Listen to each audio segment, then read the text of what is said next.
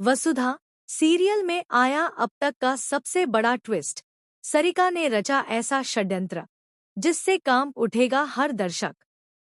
Serial वसुधा के आने वाले एपिसोड में जो कुछ भी होने वाला है वो किसी ने भी कल्पना नहीं की थी। सरिका, जो अब तक शांत दिख रही थी, उसने अब पूरी प्लानिंग के साथ ऐसा खेल खेला है कि वसुधा की जिंदगी में तूफान आ गया है। और ये तूफान सिर्फ उसके निजी जीवन में ही नहीं, बल्कि पूरे परिवार की आस्था, परंपरा और सम्मान को भी हिला देने वाला है। दरअसल, कहानी की शुरुआत होती है उस दिन से जब देव के लिए एक विशेष पूजा रखी जाती है।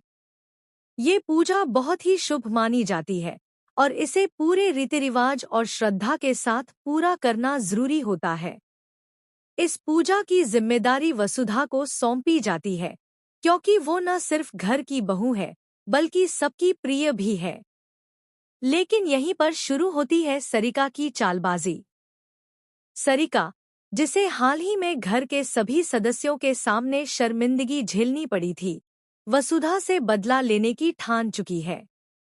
वो जानती है कि अगर किसी की इमेज खराब करनी है तो उसके विश्वास और धर्म को सवालों के घेरे में ला देना सबसे आसान तरीका है। और उसने इसी सोच के साथ योजना बनाई पूजा को अधूरा छोड़ने की। पूजा शुरू होती है, सब कुछ सामान्य लग रहा होता है, लेकिन धीरे धीरे चीजें बिगड़ने लगती हैं।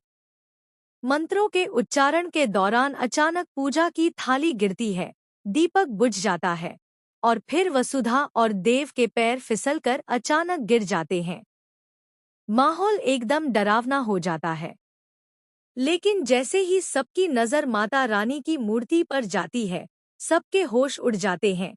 मूर्ति गिरते गिरते किसी चमत्कार से बच जाती है। सब सोच में पड़ जाते हैं कि आखिर यह सब कैसे हुआ। अब यहाँ से कहानी एक नया मोड़ लेती है। इस पूरे हादसे का इल्जाम वसुधा पर लग जाता है।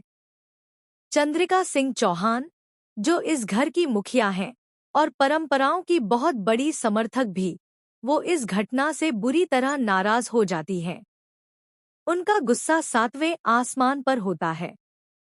वो वसुधा को डांटते हुए कहती हैं, वसुधा, जब तुम्हें सब कुछ पता था, जब तुम्हें जिम्मेदारी दी गई थी, तब तुमसे इतनी बड़ी भूल कैसे हो गई?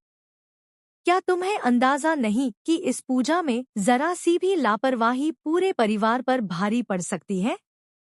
बेचारी वसुधा बार बार सफाई देती है कि उस